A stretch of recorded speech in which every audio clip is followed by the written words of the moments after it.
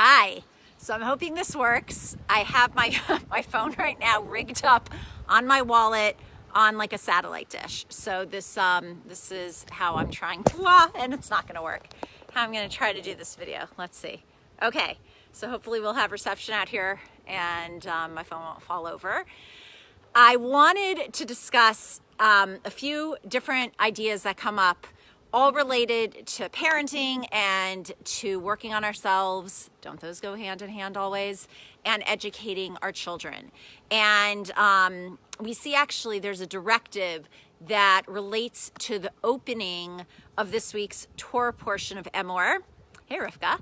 And it talks about passing down information, and from that it's taken that we are supposed to be focusing on our kids' education for a half an hour a day.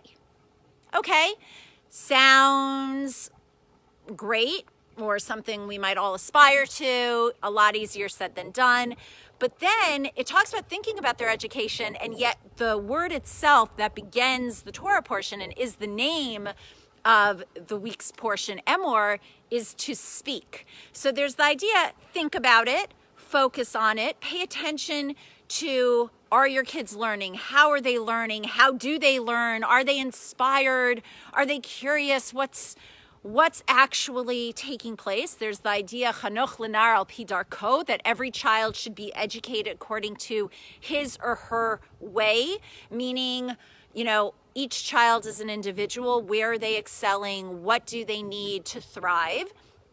And then speak about it, communicate it, speak to them, speak to their teachers, speak to, your spouse. Make sure that what is needed for them to truly learn and grow and experience is being done and is being focused and is constantly up for discussion as they change, as their needs change, as we change. But the fact that we read this Torah portion and have this opening and this concept during the very specific time of the year that we do self-reflection and self-work and the counting of the Omer is also giving us the message, if you want to focus on your kids and their needs and their education, you better also be working on yourself, because parenting is not a do as I say, not as I do type of thing, but we are their greatest teachers and they're learning the most from us.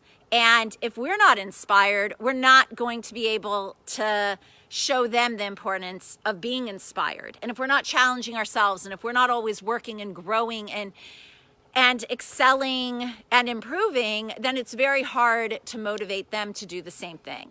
And one of the biggest lessons also is that we, as parents, are responsible for our children's education. That is not something that we can delegate and hand off. And it's really easy to think that we can, but ultimately we're the ones responsible for it. And I know years ago, we had a question with one of our children, and we spoke to our rabbi in Israel, Rabbi Yitzchak Ginsburg. And basically we had two school options, and they both excelled in different areas, and they also lacked in different areas. And we were asking the question, which one should we compromise on? Do we make sure she's getting this, but then we'll have to supplement this at home? Or do we make sure she's getting this and we'll have to supplement something else at home? And his response has always stayed with me, because he said, if you are relying on the school to give your child what she needs in either of those areas completely, you've got a problem. You are responsible and you are required to ensure that she's getting everything she needs from you as well.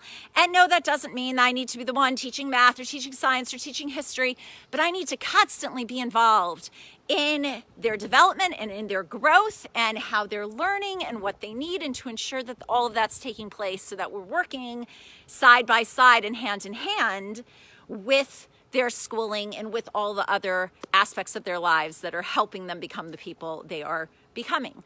And one other idea that we head into what's called Pesach Sheini, the second Passover, hey, Mayor and Zelda and Elizabeth, is that the second Passover, which takes place a month after Passover as we know it, is a reminder that there's always a second chance. There's always another opportunity. We can always work on and improve and fix where we may have messed up. And I think in parenting, this is a really important key thing to remember, because we do make mistakes and we do mess up. And by the way, the fact that we're talking about the Torah portion, which is Emor, to speak, owning that, speaking about that, admitting it, saying I was wrong, I'm sorry, I made a mistake, is also a key crucial part in education. But that reminder that it's never too late. You know, you may have made the wrong decision, you may have made the wrong choice, use it as an educational opportunity, right? Focus also on your own education, and there's always another chance and another opportunity to do something different and to work on it and to fix it. So with that, I hope you have a beautiful Shabbos, and we should all just be inspired to focus on ourselves, to do that self-work and growth, to focus on our children and their needs and their education, to speak about it and communicate it in a healthy way, and to recognize that we always have opportunities to correct things and to fix things when they don't work out the way we had hoped in the first time around. So good Shabbos, and see you next week.